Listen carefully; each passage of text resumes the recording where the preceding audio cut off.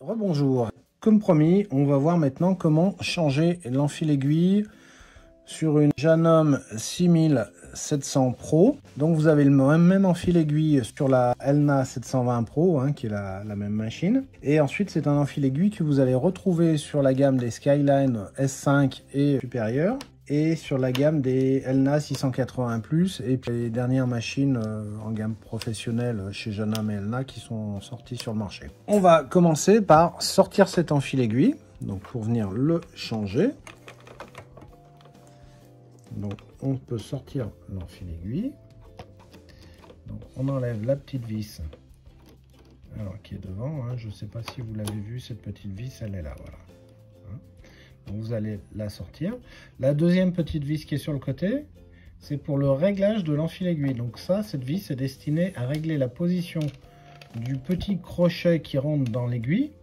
Donc là, je vous laisserai faire référence aux vidéos qu'on a fait avant sur le changement de l'enfil-aiguille de la Skyline S3. C'est le même principe pour régler la position crochet. Pour ce qui nous concerne aujourd'hui, c'est changer l'enfil-aiguille. Donc tout simplement, on va... Hop là. Alors, je remonte. Enlever cette petite vis. Voilà. On laisse tomber le système d'enfil-aiguille et on laisse remonter le crochet.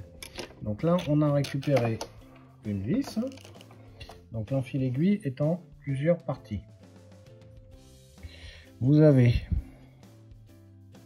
une petite tringle en métal, un petit lien en plastique, un petit arceau métallique qui est là, et la partie enfil-aiguille à proprement parler.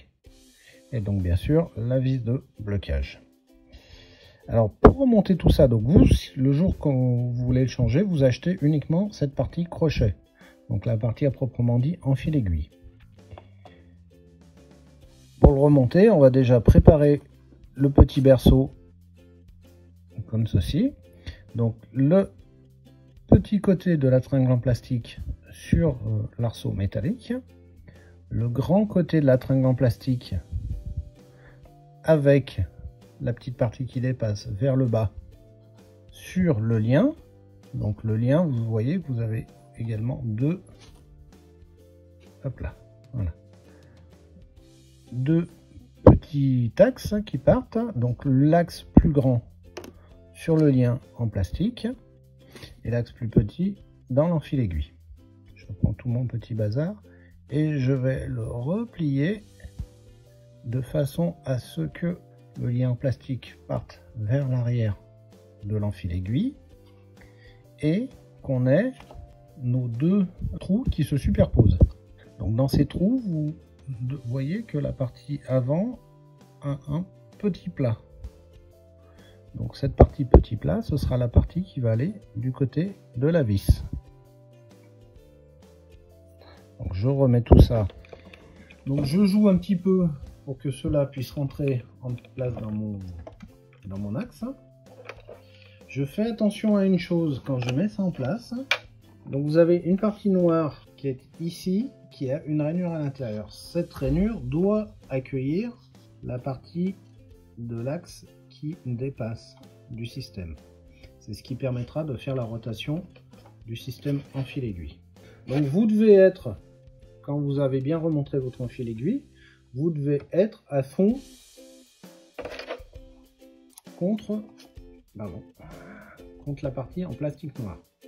C'est-à-dire que j'ai pas du tout de jeu comme je pourrais l'avoir ici si je le descends un petit peu, vous voyez, entre mon enfil-aiguille et la partie en plastique noir, ici. Je remonte en poussant bien à fond et ensuite je vais visser. Je reviens prendre ma vis, je vais pousser légèrement sur mon enfil-aiguille pour que vous puissiez le voir. C'est plus simple sans la caméra, je vous le garantis. Et je vais introduire ma vis, c'est ici, voilà. Vous voyez le petit trou qui... Faites l'endroit où on l'a ôté tout à l'heure. Alors vous faites attention, surtout que ça ne force pas. Si ça force, ça ne va pas. Voilà. Vous n'insistez pas, surtout vous ne forcez pas, il faut que ça rentre très facilement. Voilà. vous serrez ça à fond et vous relâchez. Et là, on va pouvoir voir si le système est bien en place. Donc, on va actionner l'enfil aiguille. Voilà. Et si votre enfil aiguille s'actionne de manière assez souple, c'est que votre système est bien en place. Allez, on va faire un petit essai de fonctionnement du coup. Hop là, un petit passage dans le guide-fil, un passage dans le petit crochet, un petit coup de coupe derrière et tac, on actionne l'enfil aiguille et on relâche. Et magique, ça fonctionne. Et ben vous savez changer l'enfil aiguille sur une Janum 6700 Pro ou une Enna 720 Pro. À bientôt.